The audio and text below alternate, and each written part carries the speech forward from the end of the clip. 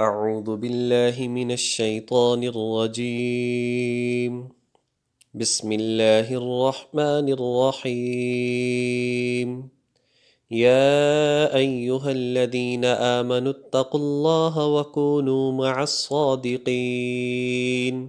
صدق الله العظيم. یا ایہا الذین آمنوا اتقوا اللہ، اے ایمان والو اللہ سے ڈرو، اے ایمان والو تقوی حاصل کرو، وکونوا مع الصادقین، اور سچوں کے ساتھ ہو جاؤ۔ اے ایمان والو اللہ سے ڈرو اور سچوں کے ساتھ ہو جاؤ۔ اس سے قبل آیات میں ان لوگوں کا تذکرہ تھا کہ جنہوں نے نبی صلی اللہ علیہ وسلم سے سچ بولا، اور اس بنیاد پر اللہ تبارک و تعالی نے ان کی توبہ کو قبول فرمایا اور بخشش کا اعلان فرمایا، اور ان کے سچ بولنے کو پسند کیا۔ اس بنیاد پر ان کو نجات ملی اور مسلمانوں نے ان سے بائیکاٹ ختم کیا اور ان کی زندگی سکون میں آ گئی۔ چونکہ یہ ساری کامیابی انہیں سچائی کی وجہ سے ملی، سچائی کی وجہ سے انہیں نجات ملی، تو آگے حکم دیا گیا کہ اے لوگو تم بھی سچائی اختیار کرو اور سچوں کے ساتھ بیٹھو اور سچوں کے ساتھ رہو۔ دوسری بات یہ ہے کہ اللہ تبارک و تعالی نے جہاں کہیں تقوی کا قرآن پاک میں ذکر فرمایا ہے، اس لیے کہ تقوی بڑی عظیم دولت ہے۔ جس کی زندگی میں تقوی اور پرہیزگاری آ جائے، اسے اللہ کی رضامندگی، اسے دنیا کی فراوانی، اسے آخرت کی نعمتیں حاصل ہوتی ہیں۔ تو قرآن پاک میں ایک اسلوب اختیار کیا گیا کہ جہاں کہیں تقوی کا ذکر آیا ہے، اس سے پہلی آیت میں یا اسی آیت میں یا اس سے بعد والی آیت میں وہ عمل ذکر کیا گیا کہ جس کو اختیار اگر انسان کر لے تو اسے تقوی اور پرہیزگاری حاصل ہو جائے۔ اس آیت کریمہ کو اگر ہم دیکھیں تو فرمایا کہ اگر تقوی اختیار کرنا چاہتے ہو، اگر پرہیزگار بننا چاہتے ہو، پھر سچے بن جاؤ، سچوں کے ساتھ رہ کر زندگی گزارو۔ اللہ تبارک و تعالی تمہیں پرہیزگار بنا دے گا، تقوی تمہارے اندر پیدا فرما دے گا۔ سچائی کا ہونا انسان کی نیت کے لیے بھی ضروری ہے کہ انسان کی نیت سچی ہو، انسان کے اقوال کے لیے بھی ضروری ہے کہ اس کی باتیں سچی ہوں، اور انسان کے اعمال کے لیے بھی ضروری ہے کہ اس کے کام سب سچے ہوں۔ نیت کی سچائی کیا ہے کہ انسان کوئی بھی عمل کرے تو اللہ کی رضا کے لیے کرے، اللہ کو خوش کرنے کے لیے کرے، لوگوں کو خوش کرنے کے لیے، لوگوں کے سامنے واہ واہ کروانے کے لیے نہ ہو، بلکہ صرف اور صرف اللہ کی رضامندگی کی خاطر ہو، اللہ کو خوش کرنا مقصود ہو۔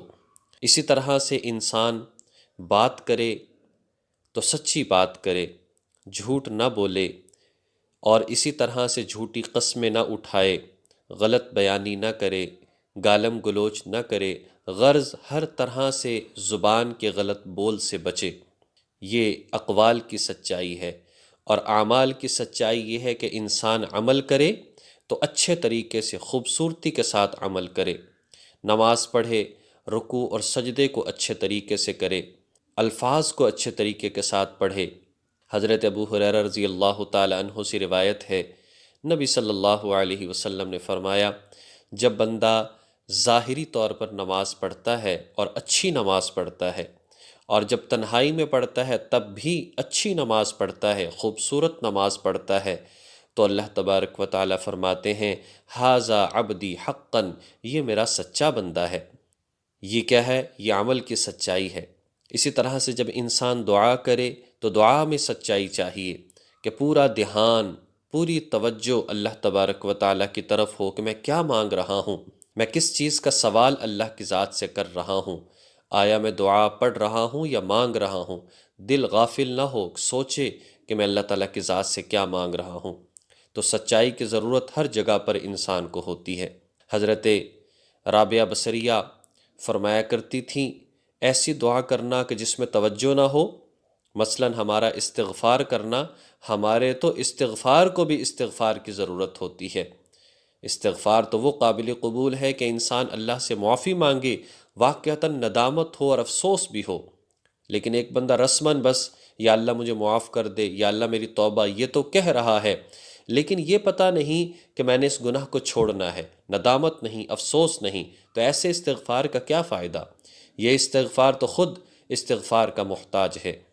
حضور علیہ الصلاۃ والسلام نے سچائی کو اس قدر اپنایا کہ غیر بھی آپ کو صادق اور امین کہا کرتے تھے۔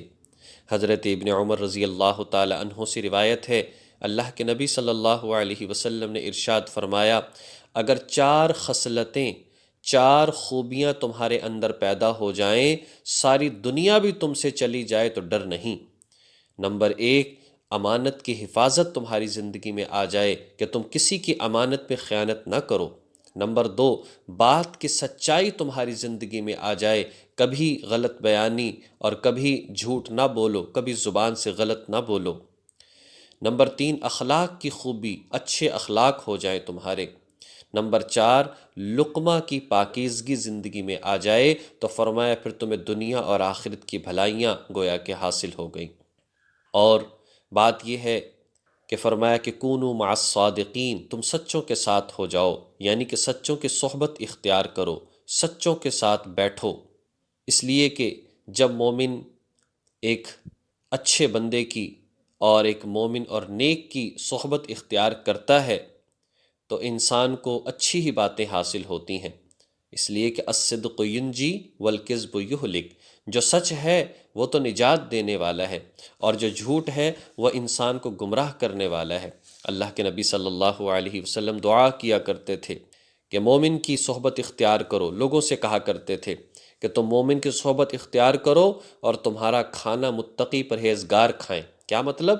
یعنی جب تمہارا اٹھنا بیٹھنا متقی پرہیزگار لوگوں کے ساتھ ہوگا تو تم کھاؤ پیو گے بھی ان کے ساتھ ہی، اس کی وجہ سے تمہیں ان کی بہت ساری باتیں، ان کی اچھی عادات حاصل ہوں گی اور تمہارے اندر پیدا ہو جائیں گی۔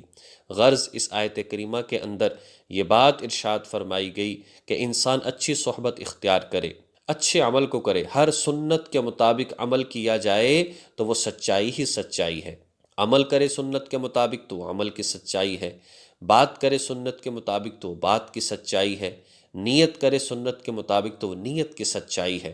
تو ہر حوالے سے، چاہے کھانا پینا ہو، چاہے لباس ہو، چاہے اٹھنا بیٹھنا ہو، چاہے خوشی غمی ہو، تمام اپنی زندگی کو 100% سنت کے مطابق کر لے تو گویا کہ یہ صادقین میں سے ہے۔ اللہ تبارک و تعالی ہمیں ان تمام باتوں کو سمجھ کر عمل کرنے کی توفیق نصیب فرمائے۔ وآخر دعوانا ان الحمد للہ رب العالمین۔